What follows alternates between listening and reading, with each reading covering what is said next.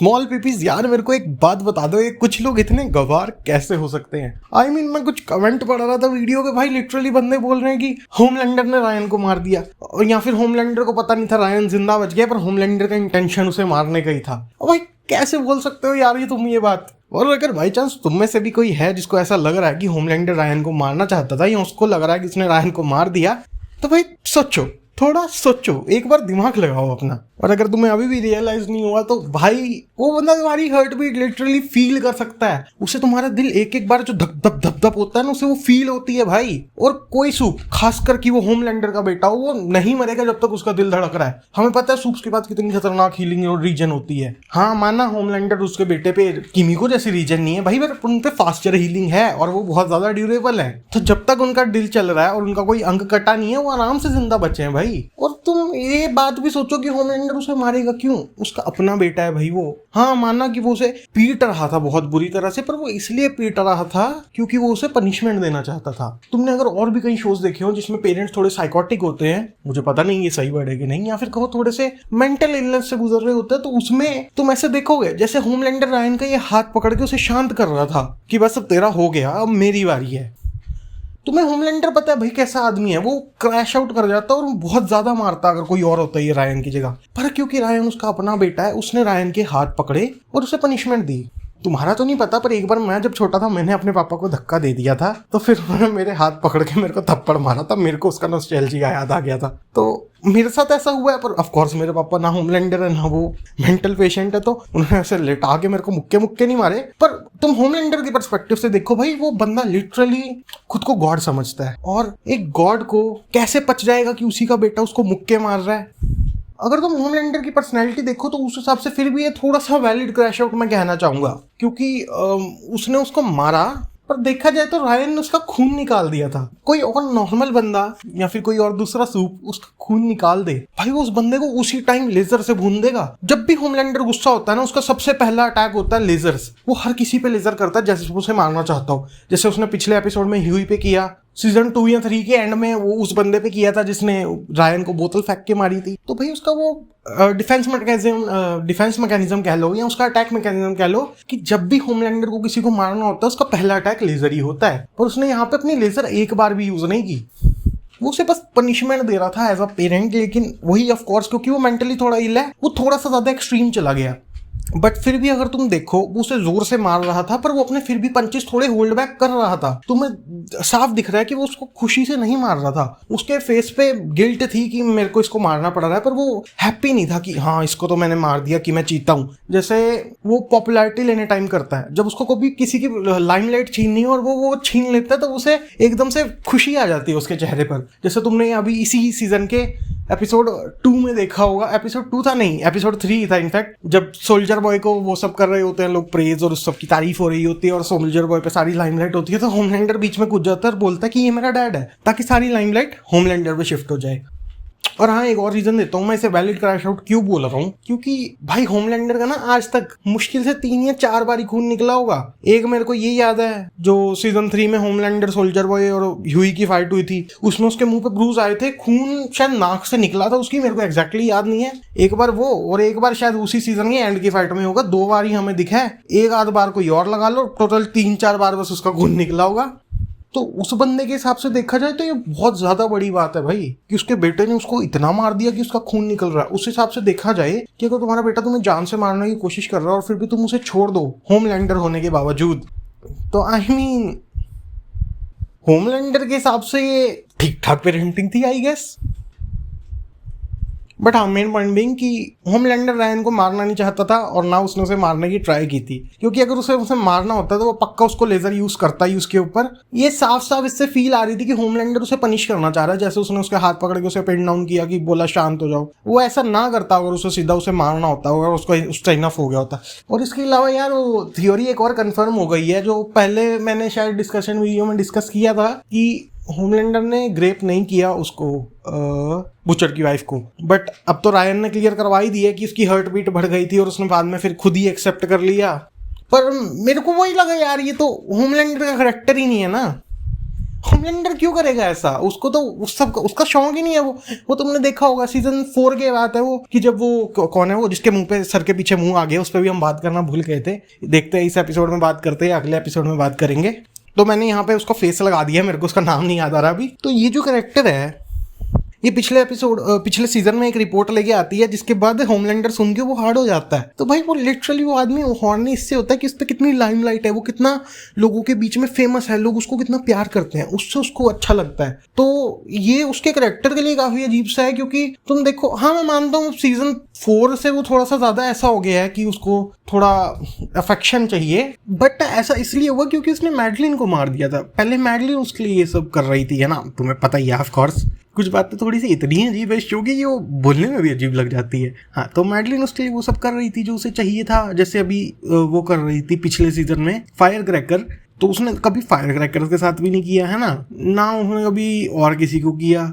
और किसी को किया हो तो अलग बात है, पर हमें एक ही का पता है, तो मैं उसी पे बात कर रहा हूँ। और मैं डिफेंड नहीं कर रहा भाई उसे, मैं बस ये बोल रहा हूँ कि उस स्टोरी के हिसाब से उसके कैरेक्टर से ये चीज मैच नहीं होती। अब कैनन हो गया ये इवेंट जिसने किया था, तो ठीक है चलो जैसा भी है, पर मैं पर्सनली बता रहा हूँ, मेरे को उसके कैरेक्टर से ये लगा नहीं कि भाई बात बन रही है, क्योंकि उसको जो अच्छी चीज लगती है वो दो ही है, एक लाइमलाइट और एक ब्रश मिल्क। तो बुचर की वाइफ पे ब्रश मिल्क तो था ही नहीं ना, तो होमलैंडर का सेंस नहीं बनता कि उसको वो पसंद क्यों थी। क्योंकि उस सब के बाद भी जब वो उससे मिलता है सीजन 3 में, तो उसको उससे ऐसा कुछ अफेक्शन वगैरह नहीं थी। सीजन 2 में भी, सॉरी मैं सीजन में वगैरह फंबल करी जा रहा हूँ, मेरी मेमोरी थोड़ी बैड है। और लास्ट टाइम मैंने सीजन 1 2 3 1 साल पहले देखा था, 1.5 साल पहले देखा था, तो अच्छे से याद नहीं है उतना, बट हाँ फिर भी मेरे को सारी स्टोरी याद है, क्योंकि मैं दोबारा ये सीजन 5 करने से पहले अपनी सारी वीडियो देख आया था, तो वो सब मेरे को बेसिक कॉन्सेप्ट याद आ गया था। पर हाँ, कुछ कैरेक्टर्स के नाम है जैसे मैं भूल जाता हूँ कौन सा सीजन में क्या सीन हुआ था। बट एनीवेज मेन पॉइंट यही था मेरा कि हाँ मेरे को ये चीज़ पसंद नहीं आई, उसके कैरेक्टर से मैच नहीं हो रहा। यहाँ तो पहले से ही ऐसा सेटअप कर रखा होता कि हाँ कि वो उसको ब्रेस्ट मिल्क पसंद है, पर वो बाकी चीजें भी करता है। है ना, समझ रहे हो ना। उसके बाद जो जर्क ऑफ का सीन था सीजन 2 के एंड में, वो वैसा था कि वो मैं कुछ भी कर सकता हूँ टाइप का। वो बोलता भी है ना, I can do whatever the fuck I want. वो बस डोमिनेंस दिखा रहा था, जैसे वो बिल्ले डोमिनेंस दिखाने के लिए दीवारों पे मुड़ जाते हैं ना, वैसे ही होमलैंडर कर रहा था, वो मुंडे मार रहा था दीवारों पे। और भाई यार ये पिछले एपिसोड में भी मैंने कंप्लेंट की थी भाई, ये क्या भाई इन्हें क्या ऑब्सेशन है भाई मेल न्यूडिटी से। भाई ये गेगू है क्या इसका डायरेक्टर वगैरह। भाई पिछले एपिसोड में वो बोल रहा था ये अजीब सा कीड़ा सा दिखा दिया जो घान से खुद रहा है, पता नहीं क्या कर रहा था। फिर कि वो उसकी घान भी दिखा दी, क्या नाम था उसका, फ्रेंची। और इस एपिसोड में होमलैंडर की भी दिखा दी। भाई कुछ तो ढंग का दिखाओ भाई। ये क्या नाम था, एनी और ये भाई किमिको, इतने सारे इनके सीन आए हैं भाई, एक भी नहीं दिखाया हमें ढंग से। भाई तुम ना ही दिखाओ भाई, न्यूडिटी 0 ही कर दो भाई, मैं देख लूंगा शो ऐसे ही भाई। पर ये क्या कर रहे हो तुम। अब क्योंकि मैं ब्लड वगैरह उतना माइंड नहीं करता, क्योंकि मतलब पता ही है ना फेक है और वो सब जो भी है मूवी में है, तो मैं माइंड नहीं करता, मैं खाना खा लेता हूँ साथ बैठते बैठते। पर ये बीच में आने की गांड दिखा देते हैं ना, मेरा सारा मूड खराब हो जाता है।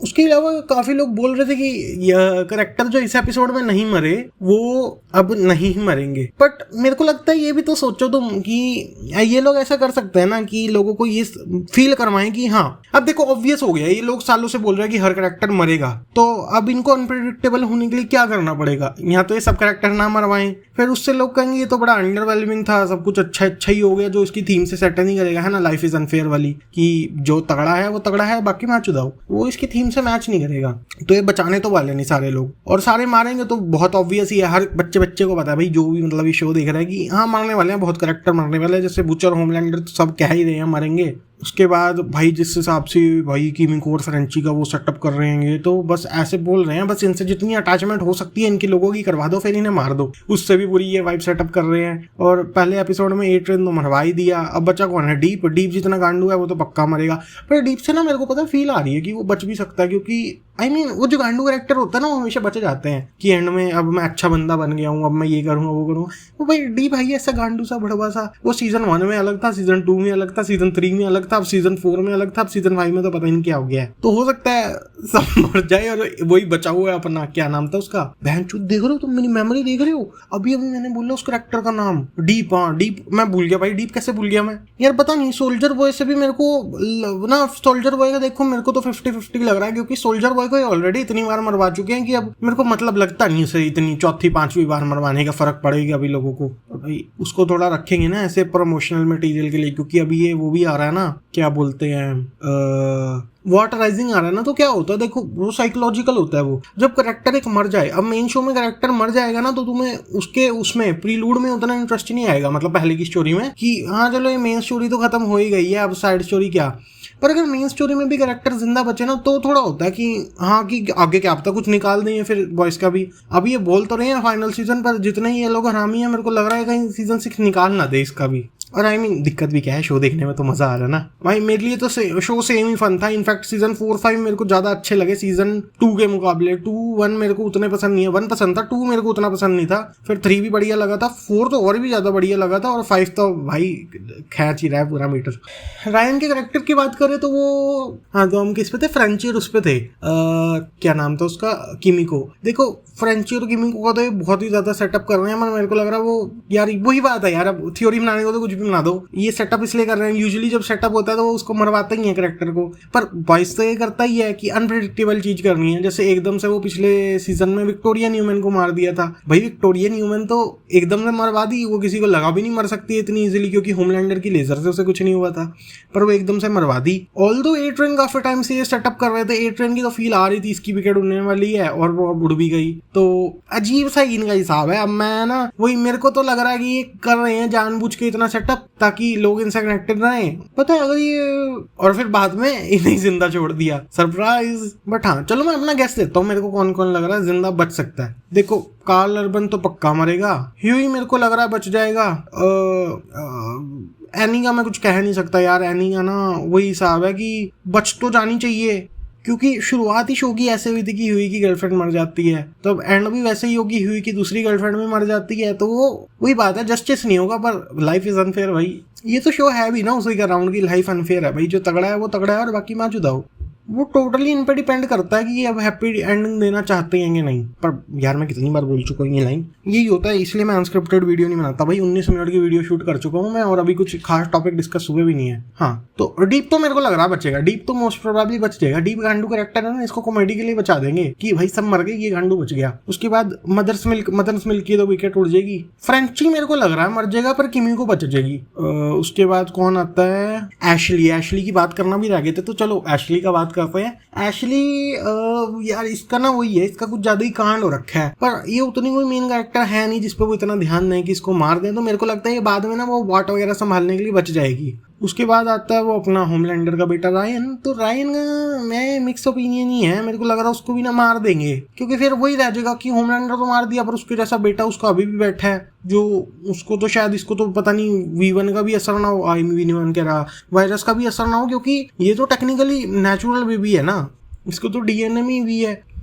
अब देखो ये तो है कि वी, अब उसके डीएनए में होने से वी का फॉर्मूला थोड़ी बदल गया, वो जो पहला वी था वो अलग टाइप का वी था, ये जो वी है ये अलग टाइप का वी है। अब वो वी तो ट्रांसफर हो गया, पर वी का वो थोड़ी चेंज होगा पैटर्न। पर ये है कि ओवरऑल हम मॉडिफाई भी तो होते ही हैं हमारे जीन्स ओवर द जनरेशंस, तो कुछ भी हो सकता है। इसका मेरे को यही लग रहा है कि ये मर सकता है, वी की वजह से मरे ना मरे, पर मरेगा तो ये शायद। अब कुछ लोग कह रहे थे कि ये अब मारना होता तो अभी मार देते, पर वो बात नहीं है। ये है ना कि अब लोगों को यही लग रहा है कि अब मारना होता तो मार दिया होता, पर नहीं मारा, तो वो एकदम से सरप्राइज देंगे कि चल भोसड़ी का तू भी निकल। और इसका यूज बहुत हो सकता है ना, तुम समझने की कोशिश करो। हाँ बंटिल अनलेस इन्हें जनवरी का सीजन 3 बनाना हो तो कह नहीं सकते, जनवरी का सीजन 3 इसके अराउंड बना दे, या फिर कोई और नया स्पिन ऑफ ही निकाल दें। वो यार अब ना क्या है, मैंने पिछले सीजन बहुत थ्योरीज बनाई थी, और उनमें से ज्यादा अब इसी के अराउंड नहीं आया वो वर्क कर रही, क्योंकि कुछ तो कर गई थी, जैसे मैंने वो बताया था, छोड़ो मेरे को याद नहीं आ रहा वो भी। पर हाँ मेरे को लग रहा है फ्रेंची जो अब वो बनाएगा ना V1 या वो नया वायरस, अब मेरे को लग रहा है वो जो जैशा वगैरह बहनचोद, वो समीर शाह था, वो समीर शाह ने जो वायरस बनाया था, वो मेरे को लगता है वो आएगा वापस, क्योंकि वो भी नहीं चाहता ना होमलैंडर एग्जिस्ट करे, तो मेरे को लगता है वो शायद वायरस उन्हें बना के दे देगा, पर वो उसको अपडेट कर देगा कि वो सिंगल जने पे ही बस काम करे, या फिर ऐसा कुछ तो होगा कि मेरे को लग रहा है जो वायरस वो बनाएंगे ना नया दोबारा, वो सिर्फ एक ही जने पे काम करेगा, क्योंकि समीर शाह तो क्यों ही चाहेगा ना उसकी बेटी मर जाए, उसकी बेटी भी तो अब सूप है, उसको शायद तब पता नहीं होगा इसलिए उसने बना दिया, मतलब उसको तो यही नहीं पता था ना उसकी बेटी भी जिंदा है, उसको पता है उसकी बेटी जिंदा है, तो यहाँ तो जैशा बहन चूत मैं ना अपने कार्ड करवाऊंगा, समीर ही बोल देता हूँ, तो वो समीर अब ऐसा ही बनाएगा कि उसकी बेटी के बच जाए, या फिर उसके लिए कुछ एंटीडोट बनाएगा वो, या वो कुछ एंटी वी बनाएगा कि अंदर का वी खत्म हो जाए पर बंदा जिंदा बच जाए। सोचो कितना आयरॉनिक हो जाएगा कि होमलैंडर का वी चला गया और उसके बिना वो जिंदा रहने की ट्राई कर रहा है, और अब सब उसने जो किया था ना, जैसे जिन जो लोग उसके अगेंस्ट है वो आके उसे अब टमाटर पत्थर मार रहे हैं, और वो भोसड़ी का अब कुछ कर नहीं सकता। मेरे को लग रहा है ये उस राउट की तरफ जा सकते हैं कि होमलैंडर का वी सुखा दिया।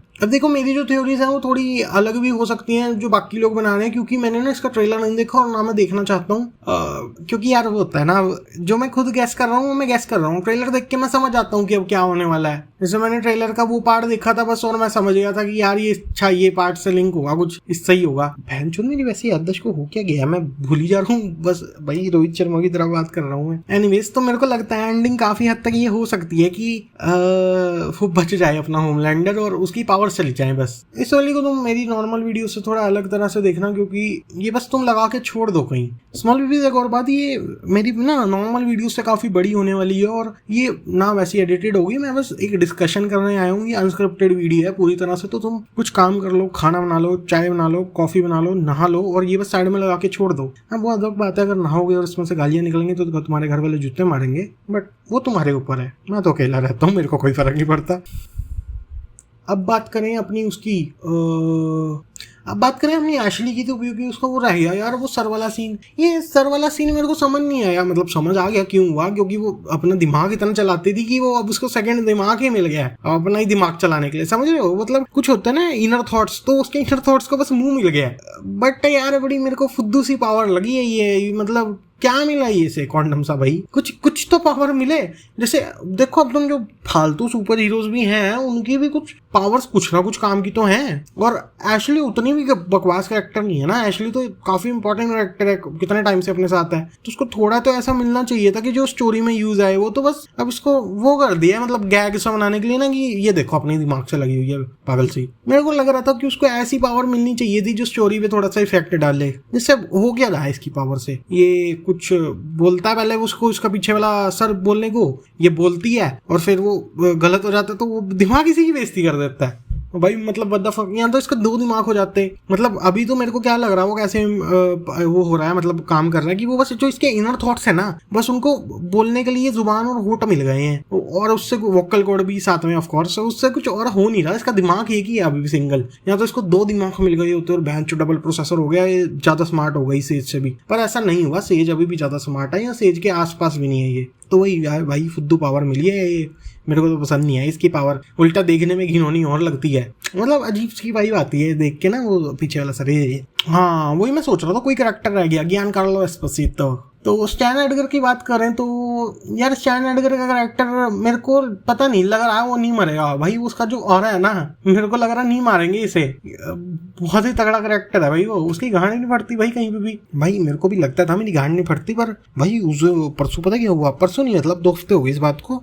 वो ईयरबड्स वो होते हैं ना, ईयरबड्स मतलब वो कान में कॉटन वाले नहीं, वो जो नॉर्मल अपनी यार हेडफोन टाइप के होते हैं जो सुनने के लिए होते हैं। तो वो था मेरा एक पुराना वाला था, मेरे हेडफोन ना मैंने गुस्से में तोड़ दिए थे, तो वो मतलब टूटे हुए थे वो, पर वो अब मैं 2 महीने से टूटे हुए चला रहा था। और फिर एक दिन ना मैं काम कर रहा था और वो बार बार निकली जा रहा था, मेरा दिमाग खराब हो गया, मैंने बैंच पकड़ के तोड़ ही दिया उन्हें। तो वो चलो अलग बात है, वो टूट गए। फिर मेरे को अब जरूरत तो थी, मैंने गुस्सा में कर तो दिया, तो फिर मैंने वो निकाला अपना ईयरफोन जो पुराने कई सालों से मेरे पे पड़े हैं मेरे ऐसे ही वो ड्रॉर में, वो मैंने निकाले, नेक बैंड था एक्चुअली। तो फिर मैंने डाल के कान में डाला, वो मैं निकाल के रख दिया साइड में, और मैं अपना कुछ काम वाम करने लग गया, मुंह मान धोया, पता नहीं क्या किया। मैं आके कमरे में बैठा, मैंने ऐसे ही कान में अपनी उंगली मार दी, वो भैंचो जो ईयरबड का वो कोटा वो रबड़ वाला पार्ट होता है वो अंदर ही चला गया, क्योंकि मेरे को तो पता नहीं था वो कान में है। मैंने तो नेक बैंड निकाल के रख दिया था, पर उसकी वो जो रबड़ सी होती है वो कान में ही थी। ऑल्दो वो तो पहले तो बाहर थी, पर मेरे को थोड़ी पता थी वो बात की वो है। मैंने कान में एकदम से उंगली मारी, और वो उंगली तो मैं थोड़ी ऐसा देख के मारता उंगली, भैंचो मेरा कान है, मेरे को पता ठीक है, मैंने पूरी जोर से उंगली मार दी। वो भाई वो पूरा अंदर ही चला गया, और फिर मैं उसे निकालने की कोशिश कर रहा हूँ तो वो निकल ही नहीं रहा। अब मेरी गांड ये फट गई कि पहले तो वो बाहर था, मेरे को फील हो रहा था कि हाँ मैं खुद ही निकाल सकता हूँ, पर मेरी उंगलियां मोटी मोटी, अब वो उससे निकला ना, वो भैंचो और ही अंदर बढ़ गया। फिर मेरे पे वो था कुछ सुई सी थी, मैं उससे निकालने की कोशिश कर रहा, भैंचो उसकी वजह से मेरा कान और छिल गया है। वो भैंचो इतना अंदर चला गया, मेरे को अपने सर के अंदर फील हो रहा था वो। भाई मेरी फड़ी गांड गंदे वाली कि भैंचो अब तो गया मैं, मेरे कान की सर्जरी होगी, मेरा कान काट देंगे ये लोग। भाई मैं यहाँ तक सोच गया था कि भाई यार बिना कान के घूमने से तो अच्छा है, अब मैं वो वर्ड बोलूँगा नहीं क्योंकि फिर वीडियो वो हो जाएगी, वो शैडो बैन या कुछ टाइप की हो जाती है। भाई मेरी पिछली वीडियो शैडो बैन हो गई थी क्योंकि मैंने इतनी गालियाँ दी थी उसमें, इस बार मैं बीपी मार दूंगा भैंचो। हाँ तो वो इतना अंदर चला गया था भाई मेरे कान के, मेरे को दिमाग के अंदर फील हो रहा था वो। और भाई मेरी मतलब दिमाग के अंदर नहीं, मतलब तुम समझ रहे हो, ये जो कान वाला पार्ट होता है ये तुम्हें अलग फील होता है ना, और एक जो दिमाग वाला पार्ट होता है वो अलग फील होता है। बीच वाला जो पार्ट होता है ना वहाँ फील हो रहा था, मेरे को लगा मेरा ईयरड्रम ही फट गया है। और भाई जो मैं उस टाइम गांड फटी थी मेरी, पैनिक नहीं मैं किया था ऑफकोर्स, गांड फट गई थी पर। और फिर मैंने किया अपने दोस्त को फोन, लकीली मेरा दोस्त केमिस्ट्री और रात को 1 बजे आ गया भाई वो, और उसको सामान लेके आया था अपना पूरा, और भाई साहब जैसे कैसे कान में खिंचातानी करके निकल गया वो। अब मेरे को ये था कि मैं सुबह तक रुकूं, बहनचोद को पता चले और ही कहीं अंदर अंदर बढ़ जाए, इसलिए मैंने रिस्क नहीं लिया और उसको रात को ही केमिस्ट्री को बुला के करवा लिया। पता है डॉक्टर पे जाना चाहिए मेरा, भाई जब गांड फटी हो ना इतना दिमाग चल गया मेरा, वही बात था। पर हाँ भाई मैं ये सेल्फ ग्लेजिंग पे क्यों आ गया, ये ज्ञान कार्लो एस्पोसितो। तो इसका भी ऐसे ही ना है कि लोग कह रहे थे अभी मारना हो तो मार देते क्योंकि इतने चांस थे, है ना, 3 सूप्स ने हमला कर दिया, सिंडी का बस एक हाथ का इशारा लगता और ये मर जाता। पर नहीं, वो भाग गया, भागने के बाद नोहार ने उसे पकड़ लिया, नोहार के बाद उसे उसने पकड़ लिया, क्या नाम है, डीप ने, डीप के बाद होमलैंडर पे चला गया और होमलैंडर ने उसे गला भी लगा लिया। होमलैंडर देखो उसे अभी तो नहीं मारेगा, अभी तो नहीं मारेगा से मेरा मतलब कि इमीडिएटली तो नहीं मारेगा, जो वो सीन था उस सीन की कंटिन्यूएशन में तो नहीं मारेगा। अब वो सीन की कंटिन्यूएशन तुम कितना आगे स्टोरी लेके चल जाते हैं अगले एपिसोड में वो नहीं मैं कह सकता। अभी अगले ही एपिसोड में 4-5 दिन आगे की स्टोरी दिखा दे तो हाँ तब मर सकता है वो। बट मेरे को वही लग रहा है कि वो होमलैंडर से अभी भी लड़ेगा नहीं, और होमलैंडर को पता है, होमलैंडर को ये अच्छी लगती है जो बात, जब उसने देखो कभी भी उसने ऐसे बुचर को सीरियसली मारने का ट्राई नहीं किया। उस पर 1-2 बार उसने लेजर से अटैक किया पर उसे पता था वो मरेगा नहीं, या फिर उसने उतना भी सीरियस अटैक नहीं किया कि बुचर मर जाए। जैसे ह्यूई को वो पूरा मारने की ट्राई करता है क्योंकि ह्यूई उससे डरता था अप टू सीजन 4, अब वो शायद ना डरे उससे, पर अप टू सीजन 4 तो वो उससे बिल्कुल गांड पड़ती थी ह्यूई की, उससे तो उसे मारने का भी ट्राई करता था। उसे बस वैसे लोग ठीक लगते हैं जो उससे या तो डरे ना या उसे चाटते हैं उसकी पूरी, क्योंकि डरने वाले उतने लोग हैं नहीं ना, तो उसे एनॉमली सी दिखते हैं और उसको मजा आता है फिर। तो आई थिंक होमलैंडर उसे डायरेक्टली तो नहीं मारेगा, पर मेरे को ये लग रहा है कि वो इस बात से ना वो जैसे वो थोड़ा सा एकदम वो हो गया कि वो खुद को जीसस ही समझ रहा है और उसको लग रहा है कि जो उसके अगेंस्ट है उसे मार ही देना चाहिए अब डायरेक्टली। तो उसकी वजह से लग रहा है, उसकी मेंटल स्टेट की वजह से कि वो पता नहीं यार मार ना दे उसे, क्योंकि उसको शायद नहीं पता क्या नाम है उसका, मतलब वो जिस लेवल का बंदा है उसको पता होगा और वो बता नहीं रहा होगा, पर और वो इस एपिसोड में क्लियर भी हो गया कि वो मरने से नहीं डरता। तो होमलैंडर उसे धमकी दे और वो फिर भी ना बताए तो गुस्से में होमलैंडर मार सकते हैं कि मादरचोद मेरे को बता क्यों नहीं रहा, ना ही मेरे से डर रहा है। पर होमलैंडर का ना थोड़ा है, वो उसे दिखाना चाहता है, वो जैसे वो सोल्जर बॉय को नहीं दिखाना चाहता कि वो सोल्जर बॉय से सुपीरियर है क्योंकि वो उसे अपने फादर की तरह ट्रीट करता है, पर वो उसको दिखाना चाहता है स्टैन एडगर क्योंकि वो उससे सुपीरियर है, उससे ज्यादा पावर है उस पर, अब वो उसे पक्का दिखाना चाहेगा। पर उस खुंदक में कि स्टैन एडगर अभी भी वो नहीं कर रहा, वो उसे शायद मार दे। मैंने 36 मिनट की रिकॉर्डिंग होगी है, मैं एडिट कैसे करूंगा भाई, मेरे कंप्यूटर की माँ चुचेगी भाई इतना देख के। पता नहीं मैं डालूंगा अभी कि नहीं, क्योंकि पिछले एपिसोड पे भी व्यूज़ तो आए नहीं, और अब इसको भी इतनी बड़ी वीडियो को मैं एडिट करूंगा और पता चले इस पे भी व्यूज़ ना आए तो फिर तो मतलब फ़ायदा नहीं है ना। हॉबी के लिए बना रहा हूँ, मतलब हॉबी यार देखो जो साफ बात है बंदा, अब बात यही है, हॉबी होती है पर हॉबी में कोई इतने एफर्ट्स तभी मारता है जब वो चाह रहा हो कि उसका कुछ नतीजा भी निकले। जैसे हॉबी के लिए मैं पबजी की वीडियोस अपलोड कर देता हूँ, मेरे को उससे कुछ मतलब है नहीं, मतलब ऑफ कोर्स वहाँ भी ग्रीड तो है कि अगर चल जाए तो कोई बुराई थोड़ी है उसमें, है ना। पर अब वो मैं उस हिसाब से डाल नहीं रहा कि मेरे को उससे पैसे चाहिए, मेरे को उससे व्यूज चाहिए, मैं बस अपने दोस्तों के साथ खेलता हूँ, मेरे को क्लिप फनी लगती है मैं डाल देता हूँ। अब उस पर 20-30 हज़ार व्यूज आ जाते हैं तो वो अलग बात है, वो साइड का रिवॉर्ड है, उससे मेरे को उतना मतलब नहीं है। पर ये चैनल जो है इसमें एफर्ट ज्यादा डाल रहे हैं, है ना। मैंने शो देखा, यूजुअली मैं स्क्रिप्टिंग करता हूँ, आज स्क्रिप्टिंग नहीं की तो मेरी ऑडियो फाइल अभी 37 मिनट की हो चुकी है और अभी तो पता नहीं मैं खत्म नहीं करने वाला। तो यूजुअली मैं करता हूँ स्क्रिप्टिंग, आधा 1 घंटा उसमें भी लगता है, फिर 10-15 मिनट उसे रिकॉर्ड करने में लगते हैं और फिर एडिट करने में 5-6 घंटे लग जाते हैं ना। अब लगभग तुम मान लो ये पूरे दिन का ही काम है लगभग, एपिसोड देखने से लेके उसकी स्क्रिप्टिंग करने से लेके एडिटिंग करने से लेके थंबनेल अभी मैंने काउंट नहीं किया, तो ये सब करने में पूरे दिन का काम, मेरा पूरा दिन चला जाता है। अब वो ऑफ कोर्स मैं फ्री लेबर तो करूंगा नहीं, मैं भी चाहता ही हूँ कि उसका मेरे को कुछ रिवॉर्ड मिले। अब पैसे चाहे ना भी मिले, पैसा सब कुछ नहीं होता, मतलब होता है पर ये होता है कि यार चलो लोग देख रहे हैं, लोगों को अच्छा लग रहा है, डिस्कशन हो रही है कमेंट सेक्शन में, कुछ जैसे पहले आता आते थे मेरे 10,000 व्यूज, 5,000 व्यूज, 2,000 व्यूज वैसे आए तो भी अच्छा लगता है कि चलो कम से कम किसी को एंजॉयमेंट तो मिल रहा है। वो भी अपने आप में एक पैसा ही है, वो भी एक करेंसी है। लोग कमेंट करते हैं मेरे को, वो भी अच्छा लगता है कि चलो डिस्कशन कर रहे हैं। मेरी वीडियो इतनी अच्छी थी कि वो लोग के लोगों को मन कर रहा है डिस्कशन करने का, या मेरी वीडियो इतनी अच्छी थी लोग लाइक कर रहे हैं, या मेरी वीडियो इतनी अच्छी थी वो शेयर कर रहे हैं। वो भी एक रिवॉर्ड ही है अपने आप में। पर जब कुछ भी नहीं मिलता तब मन नहीं करता फिर बनाने का कि मतलब फ़ायदा क्या है ना। क्योंकि मेरे को पर्सनली क्या है, मैंने पर्सनली शो देख लिया, मैंने पर्सनली उसकी थोड़ी सी बातें अपने दिमाग में, ये क्या नाम था इसका, एशली की तरह डिस्कस भी कर ली और मैं उससे खुश हूँ। बट मैं जो वीडियो बना रहा हूँ मैं क्यों बना रहा हूँ, क्योंकि सीजन 4 की वीडियो मेरी चली थी, तो उससे मेरे को ये था कि चलो अब वीडियोस चाहे उतनी ना चलें, क्या फिर उससे ज़्यादा चल जाएं, उससे ज़्यादा चल जाएं तो अच्छी बात है, ना भी चलें पर एटलीस्ट 500,000 व्यूज़ तो हैं जिससे कुछ कमेंट सेक्शन में मैं डिस्कस कर पाऊँ। मेरा मेन तो यही है ना कि मैं डिस्कस कर पाऊँ लोगों से कि जो मेरे कमेंट्स में आके बात कर रहे हैं, क्योंकि उन्होंने मेरा पर्सपेक्टिव सुन लिया, अब उनका काउंटर क्या है मेरे पर्सपेक्टिव पे। अब मैं किसी के कमेंट सेक्शन में और यूट्यूबर के जाके अपना कमेंट लिखूं तो उसमें होता क्या है कि लोग मेरा पर्सपेक्टिव पूरा सुनेंगे ही नहीं। मैं इतना बड़ा, जैसे ये 37 मिनट की मैं वीडियो बना रहा हूँ, वहाँ यहाँ कुछ लोग तो होंगे, मान लो 100 व्यूज आते हैं, 100 में से 5 लोग तो होंगे जो देखेंगे पूरी वीडियो। अब वो मैं कमेंट सेक्शन में किसी यूट्यूबर की लिख दूँ, पहली बात तो लोग कमेंट करते ही कितना है ना। अब उस यूट्यूबर की मैं लिख दूं, अब वो भाई पहले तो ये बता दूं मेरे को ये 2-4 पेज पढ़ेगा कौन। अब किसी महान आदमी ने पढ़ भी लिए तो एक ही जना हुआ ना, वो एक जने से तुम कितनी डिस्कस कर लोगे रैंडम आदमी से। पर वहीं अगर बहुत सारे रैंडम हो तो एक ग्रुप सा बन जाता है गॉक गॉक करने के लिए।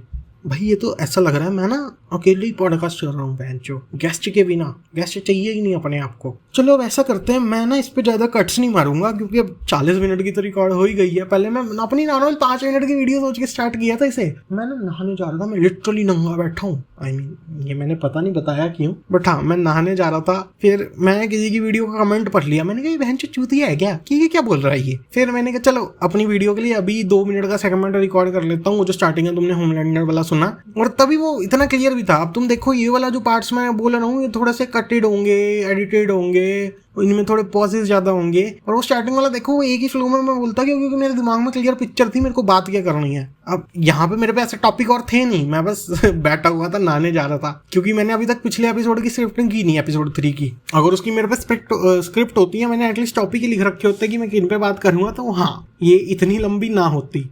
एनीवेज चलो ऐसा करते हैं, अब मैं इतनी बकचोदी तो कर ही लिया, 5-10 मिनट थोड़ा सा ना और एपिसोड देख के इसको वो कर देते हैं एक बार ना। वीडियो को थोड़ा सा कुछ और थोड़े से एलिमेंट होने चाहिए मेरे को लग रहा है। मैं जाता हूँ एक बार इसको फास्ट फॉरवर्ड करके थोड़े से सीन देखता हूँ और बताता हूँ फिर। और सोल्जर बॉय पे कसूर और अब लग रहा है कि उस हराम के पिल्ले को मारना। और ये व्हाट द फक भाई, ये क्या था, ये वो सोल्जर बॉय का रिएक्शन जैसे लिबर्टी वाली बात पे, और उसके बाद वो होमलैंडर का रिएक्शन भी थोड़ा सा अजीब सा ही था। ये ऐसा इन्होंने क्यों किया, ये थ्योरीज के लिए किया बस, ये सच में इसका कुछ करने वाले हैं आगे। अब एक बात मैं फिर से बोल रहा हूँ जो मैं 5-6 बार बोल चुका हूँ इस वीडियो में, ऑल दो मैंने शर्ट काट दी होगी, अब तो मैं ये वाला पार्ट भी काट दूँ। पर हाँ मैं ये बोल रहा था यार, अब ना पिछले सीजन मैंने बहुत थ्योरीज बनाई थी और मेरे को रियलाइज हो गया कि आफ्टर ऑल है तो एक ये शो ही जिसको अब ये मिल्किंग मशीन बन गया है। हो सकता है ये सीजन 3-4 में थोड़ा ज़्यादा ध्यान दे रहे थे, पर अब ये मेरे को यही लग रहा है अब ये बस मिल्क ही करना चाह रहे हैं फ्रेंचाइज को, तो उतना कुछ इस पे ना बात करके फ़ायदा है नहीं अपना टाइम दे के कि मैं थ्योरीज बना रहा हूँ, बैठ के सोच रहा हूँ, दिमाग लड़ा रहा हूँ अपना, और फिर करना इन्होंने कुछ वही है जो थोड़ा उसके हिसाब से ठीक हो इनकी फ्रेंचाइज के हिसाब से। जिससे चाहते तो ये इसका बजट बढ़ा सकते थे सीजन 4 का, सीजन 5 का, पर इन्होंने नहीं बढ़ाया। क्यों नहीं बढ़ाया, क्योंकि इन्हें और भी स्पिन ऑफ निकालने थे, क्योंकि ये तो चलना तो उतना ही है देखो सीजन 5। अब क्योंकि इसका जो स्टैंडर्ड सेट हो गया वो सीजन 5 स्टैंडर्ड की वजह से सुन चलेगा भाई क्या क्वालिटी है शो की, नहीं वो सीजन 1-4 में ये करते तब बात थी, पर अब सीजन 5 की तो स्टैंडर्ड ऑलरेडी सेट है, ऑडियंस वही है जिन्होंने शो देख रखा है, तो क्वालिटी बढ़ा के इन्हें कोई फायदा मिलना नहीं। क्वालिटी बढ़ाते तो ऑडियंस के लिए बढ़ाते, पर नहीं, ये ऑडियंस को उतना केयर नहीं करते ये लोग। है तो आफ्टर ऑल एक ये फ्रेंचाइज है ना, है तो आफ्टर ऑल ये कॉर्पोरेशन ही, ने तो चाहिए प्रॉफिट्स। तो मेरा भी यही हो गया कि बस अब नॉर्मल अपनी डिस्कशन कर लेंगे जो मेरा मन करता है। जैसे अभी मैं बात कर रहा हूँ एपिसोड देखने के बाद, ये मेरा मन था एपिसोड पे बात करने का, मैं इसलिए नहीं कर रहा कि हाँ भाई क्या हो सकता है क्या नहीं, वो हो गया मेरा भाई, वो फेस चला गया। बट ये भी है मैं काफ़ी ना टाइम डिपेंडेंट हूँ। अगर ये मैंने डायरेक्ट एपिसोड देखने के बाद शुरू होती तब मैं बड़ा हाइप अप था, तब मैंने शायद बना दी होती थ्योरीज, पर अब एक दिन हो चुका है तो मेरे को हाँ यही लग रहा है ये क्या चोदी है पैच, भाई मैं लिटरली ना कुछ भी बोल रहा हूँ भाई, मैं कुछ भी बोल रहा हूँ। 45 मिनट हो गए हैं भाई रिकॉर्ड करते को, काटना पड़ेगा भाई कितना पार्ट। एट दिस पॉइंट तो मैं सोच रहा हूँ कि मेरी थ्योरी तो हो ही गई है, अब इसमें और टाइम वेस्ट क्यों करना 5-6 घंटे एडिटिंग का। इसको ऐसे ही डाल देता हूँ, हाँ सॉरी ऐसे ही डाल देता हूँ, मतलब ऐसे ही डिलीट कर देता हूँ, मतलब डिलीट कर देता हूँ या फ़ोन में रख लेता हूँ। क्या करना है ऐसे अपलोड करके, क्योंकि पता नहीं मेरे को फील नहीं आ रही इस पर भी व्यूज़ आएंगे। वही बात है यार, अकेले बंदे को बतौलेबाजी करते हुए कौन सुनेगा 1 घंटा या फिर आधा घंटा भी। और ना मैंने कुछ ढंग से डिसीजन किया है, मैं बस बातें कर रहा हूँ जो मेरे दिमाग में आ रहा है, तो उसी वजह से इसकी एडिटिंग पे भी टाइम लग जाएगा। पर चलो आगे बढ़ते हैं, बहुत रैंडी होना हो गया यार। ये जो सोल्जर बॉय है वो मेरे को वैसे करेक्टर, मतलब मेरे को सोल्जर बॉय तो वही, मतलब सोल्जर बॉय का करेक्टर नहीं पसंद उतना, मेरे को जेंसन एक्ल्स पसंद है। अब मैं गे नहीं हूँ पर जेंसन यार हैंडसम तो है बंदा, ऐसे यार तो बोल नहीं सकते भाई। और फार्मी तो चलो करता ही है वो जो भी भाई, जितना बड़ा मस्त लगता है यार ऐसे सोल्जर बॉय के आउटफिट में देख के भाई, मतलब समझ रहे हो ना, ऐसा कुछ होमोफोबिक वगैरह टाइप की बात नहीं है ये, पर मतलब वो कूल लगता है, कूलनेस की बात है। वो उसका हेयर स्टाइल कितना कूल है, मन करता नहीं ऐसे मेरे भी बाल होते हैं ऐसे बढ़िया से, या फिर है ना ऐसे चिजल्ड होता मैं भी, तो ऐसे कूल लगता है वो देख के, वो बात है मेन। पर वो उसका जो करेक्टर जैसे दिखा रहे हैं वो, मतलब अब हो सकता है कि वो उसको करे, होमलैंडर को थोड़ा अपनाने की ट्राई करे, क्योंकि अब वो समझ रहा है कि होमलैंडर मतलब वैसा है नहीं जैसा वो समझ रहा था, थैंक्स टू फायर क्रैकर। पर फिर मेरे को यही लगता है अभी उस लाइन पे जा ही रहे थे तो फायर क्रैकर उसे अच्छे से समझाती कि वो क्या है क्यों है वैसा, क्योंकि उसे तो पता होना चाहिए ना कि उसका पास्ट कैसा था। वो तो 7 की पार्ट है, इतनी इन्फॉर्मेशन तो उसे पता ही होगी कि उसकी बचपन लैब्स वगैरह में गुजरी है, उस पर पेरेंट्स नहीं थे, तो उसको वो बताना चाहिए था। पर हो सकता है क्या पता ये क्लासिफाइड इन्फॉर्मेशन है, उसको भी ना पता हो, या होमलैंडर किसी के साथ शेयर ना करता हो। वो तो वही बात यार, होमलैंडर कहाँ ही शेयर करता होगा यार, मतलब उसके साथ आई मीन। बट हाँ मैं तो वही उसके लिए बहुत इंटरेस्टेड हूँ कि अगले एपिसोड में ये चेंज होता है कि उसका व्यवहार उसकी तरफ होमलैंडर की।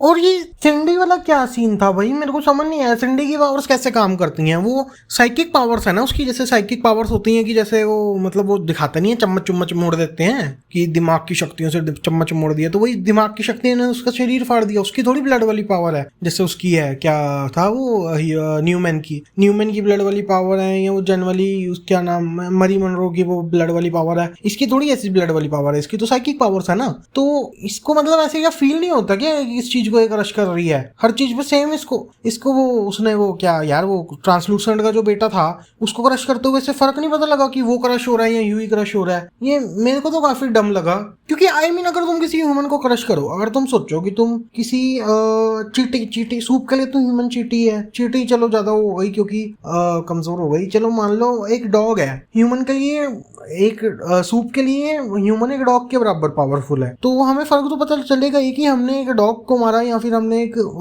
चीटी को मारा। आई मीन जितनी पावरफुल वो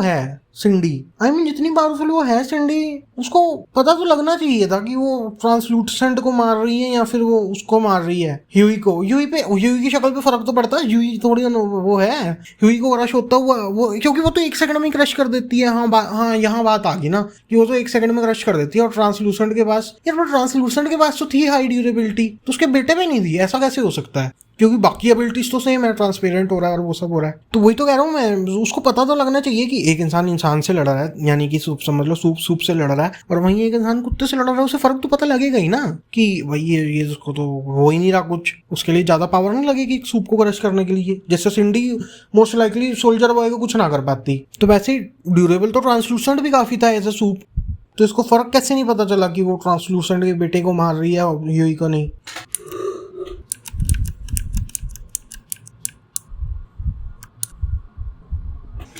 चलो फिर अब लास्ट टॉपिक पे बात करते हैं, जो कि है यार ये डीप आई मीन गांडू है क्या थोड़ा सा। वो ऑफ कोर्स होमलैंडर को पता है कि उसने भेजा था उन नमूनों को, वो नवार के साथ 2-3 वो जो नमूने थे उनको भेजा था उसने उसे ढूंढने, है ना। तो वो वापिस आके 3 जने, 3 नहीं अब 1 या 2 तो मर गए ना, तो जब वो भी एक वापिस आएगा 2 वापिस आएंगे, वो बताएंगे ना उसे कि इसने ऐसा करा हमारे साथ। हाँ चलो मैं मानता हूँ होमलैंडर उसे कहेगा नहीं, क्योंकि एट द एंड वो लेके तो उसके पास ही आया है, पर क्रेडिट तो उसको फिर भी नहीं मिलेगा, क्योंकि होमलैंडर को पता लग गया कि इसका काम नहीं था, काम नवार का ही था। उल्टा इससे रिस्क ये हो गया कि अगर बाय चांस रिडीप गलती कर देता जो वो करता रहता है तो होमलैंडर तो उसकी गांड सूत देता। तो चलो यार ठीक है, फिर इस वीडियो को यहीं एंड करते हैं। पता नहीं मैं अपलोड करूंगा भी नहीं आएंगी, कितनी काट के अपलोड करूंगा पता चले। ये मैंने अब देखो पूरे 54 मिनट की रिकॉर्ड कर ली है, पता चले फाइनल वीडियो तुम्हारे पास 4 मिनट की आ रही है, सिर्फ वो होमलैंडर के स्टार्टिंग वाला पार्ट। बाकी देखते हैं, एडिटिंग पे डिपेंड करता है। अगर मेन ऑडियो एडिटिंग है, ऑडियो एडिटिंग सही से होगी,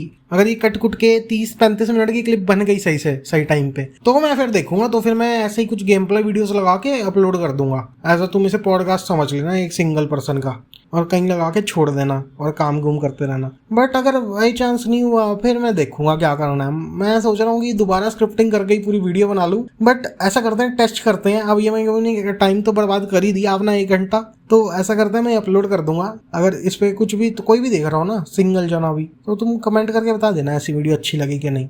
क्योंकि मेरे को ऑल्दो इस पे बात करने में अच्छा लगा, मैंने अपने ऐसे दिल से बात की पूरी, पर थोड़ा वो है कि मेरे को स्क्रिप्टेड